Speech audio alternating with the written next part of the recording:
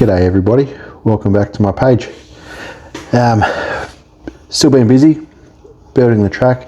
I'm up to painting it now, so hopefully I'll get another video out on that soon. But yeah, I just want to take a bit of a break from that and show you some cars because I haven't done that nearly enough on this page. Thank you to everyone that's been subscribing. It's only a small page, but it's growing. We'll get there. But yeah, this is a video I've wanted to do for a while, just explaining a little bit more in depth about some of the drag cars that we build and race.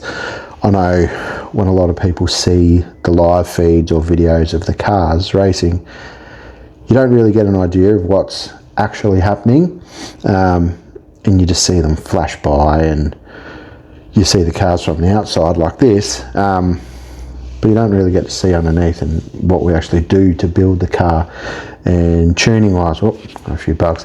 But yeah, as you can see, these three cars, they're all street based. No wheelie bars. By no wheelie bars, I mean these big suckers hanging out the back there.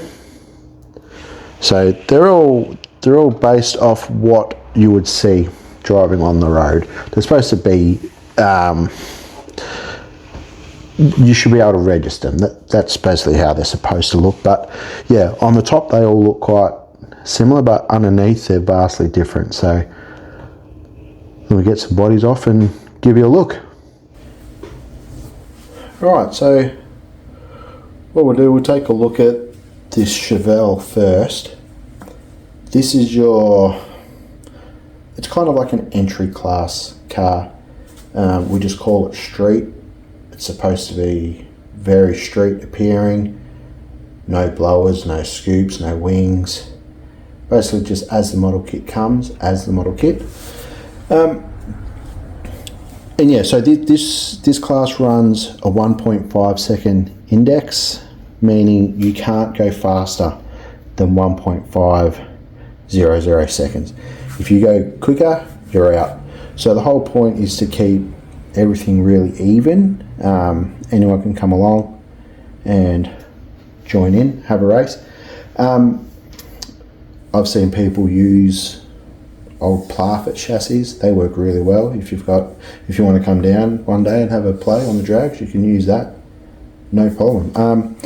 But what this is, so I've built this car the way we used to build cars about 10 years ago. So it's based off an old Womp Womp chassis. Some of you guys may know what they were. They were the old brass things. We just used to cut them in half and extend them with piano wire in there. It's a very rigid car, so there's no body float, there's no bounce in it at all. It's pinned in between the wheel arches. So let's get it off.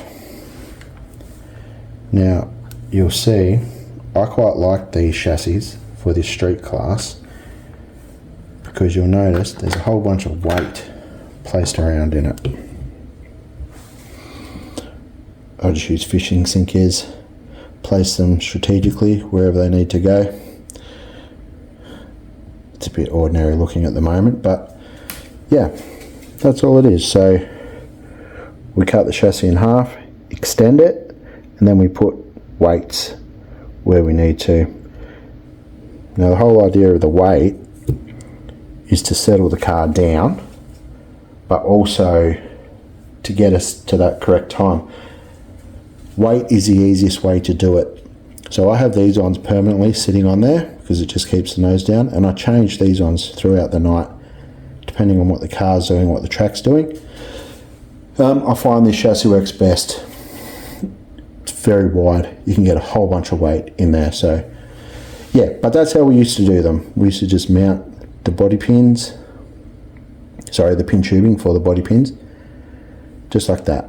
And as you'll see with the next car, it's quite a lot different. But yeah, standard 16D engine, 1/8 axle, 48 pitch gearing. A lot of people are moving away from the 1/8, including myself. We also run 3/32 64 pitch gearing.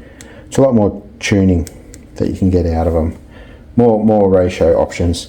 But I'll get the body back on this one and I'll flip that one over so you can see that. So this is the next class that we run. It's called Super Sedan. Very much the same as the street car, running a 1.5 second, except this one we run 1.3 seconds. Same thing, if you run any quicker than that, you're out. So this chassis, there's a bit of body float on there, just as most of you guys would know with your circuit cars. And also the chassis has a bit of flex, so you can see the difference. Even though we're trying to achieve the same thing, big difference there. So what the body float does, it takes all the preload out of the chassis, so you can gear it a bit more aggressively off the line. This one here, because it's nice and rigid, I gear it quite low, so it takes off nice and smooth off the line. These ones you don't have to, and it just adds a bit of stability. Sometimes they make a rattle noise. I don't know if you can hear that or not, but yeah, that's what we do with those. So this is this chassis is from Outlaw Slot Cars. It's ones that they've had made. And then all you do again, so you buy the chassis kit.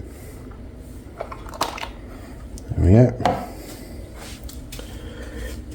You buy the chassis kit, which is this front section here, and then you get the rear section. It's a bit hard to pick. Oh, here we go. I'll show you this. So they come as a pack. You get the rear end, the front end, and then you just extend them with piano wire. There's a flex I was telling you about. Once the body is pinned right at the front and right at the back, it reduces that flex quite a lot. But yes, so there's the 3/32 axles, and yeah, that's basically it. It's very simple, but it does the job. You put it in the jig, make sure it's nice and true, and you're pretty much right to go. Well, there's the body float, as you can see there. So it's just the pin tubing moves around a little bit up and down, forward and back. There's about 4 or 5 mil playing that.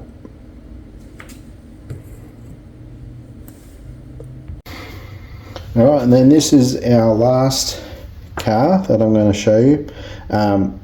This is an Outlaw street car. Just means it's as fast as you can go, build as quick as you can, first across the line wins. Very traditional with drag racing. The chassis is called a slip joint, and the first thing you'll notice, a lot of spring in it. So that's it there. There's a bit more involved with these chassis. They're hinged in the center. The body mount is in front of the front wheels. There you go, you see the pin, and then just there. And then the rest of the time, the chassis is doing the work here. This is perfect for getting traction down, because yeah, as the chassis flexes, it presses the rear tyres in, and it saves needing the wheelie bars like I showed you earlier. But yeah, big front end on them, because these cars you still need to run weight to keep the nose down. So obviously you start putting more power, more grip, the nose wants to naturally come up. So yeah, that's the slip joint. That's what a lot of people are starting to go towards these days for all classes, because they are such a good chassis to use. But yeah, just wanted to show you on the outside, 3 very similar cars, but underneath we're quite a lot different. So I hope that kind of gives people a little bit of an understanding on how the cars look. There we go. But yeah, I'll go in. I'll show you the controllers and stuff that we use now, and a little bit more about what we do on a race night. All right, so that's a quick rundown of the cars. What we do when we start racing for the night, you'll see on the videos people do a burnout. That's mandatory. We have to do it. Shellite, that's all we use. Everyone's probably got it in their garage. They use it to clean their tyres, or yeah, it's just good for cleaning anything. It's just lighter fluid, so we put that on the tyres. Put a little bit too much on it and it does a nice big fireball, which is awesome, but track owners don't like it, and the cars don't want to be on fire for too long either. But the reason we do that is in the shut-off area down the top end of the strip, there's goo or glue, whatever you want to call it, which helps pull the cars up. Now it's super sticky, as you can see there. Horrible stuff, but it's great for traction at the top end of the strip or stopping the cars down the end. So yeah, the Shellite just cleans all that off. You should wipe it off your tyres first before you bring the car back up. Some people don't, and so naturally the track just gets sticky throughout the night. So that's why we want to use weights that you can access easy. That's why I use this chassis for these cars, because I can just put a bit of blue tack on that and put it in. Some cars like the track to be sticky, some cars don't, so that's why if you just have various weights in there, you can change it between rounds to tune what the track's doing, what your car's doing. I just use fishing sinkers, which I smack with a hammer to make them flat. I think that's a 15 gram one. I've got 10 and 5 grams as well. That works for me. A lot of people, they use the square wheel weights, come with double-sided tape. They make the car look a lot nicer when you open it up. You don't have blue tack and rubbish everywhere.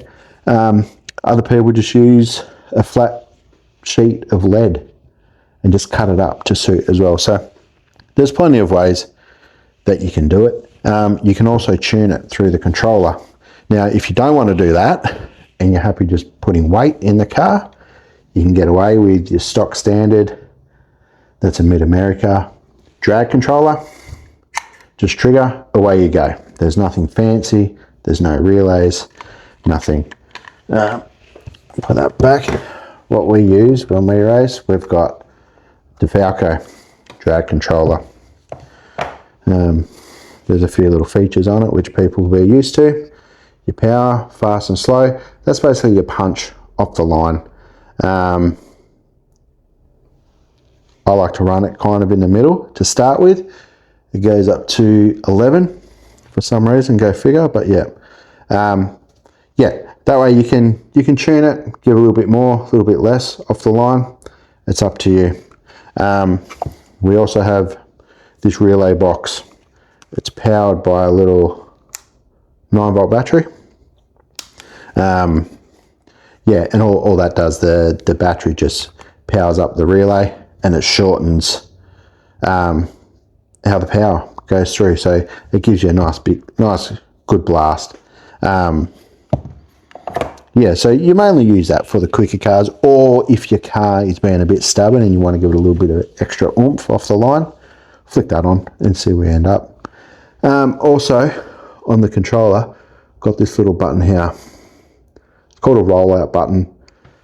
So again, you put goo on the tyres, that crap I showed you before, and then you put it down and just roll that out. Also, you can use it as a burnout button. So that's what we do. It just gives a bit of a short burst of power. Rather than pulling your trigger onto those segments and burning them out, you just hit that. Gives you enough power to spin the wheels. without frying the tyres. Because if you go flat out, the front tyre, it's going to flare up and you end up with a cove in your tyre, and that's no good for traction because you're losing your contact patch. Yeah, that's just a bit of an idea of kind of what we do in between rounds. It's not just a matter of coming up and pushing the trigger, even though it may appear that way. But yeah, hopefully that gives a bit of an insight, and next time you're watching a live feed, you might understand a little bit more what the numbers mean and what we're doing to achieve them. So yeah, thanks for watching.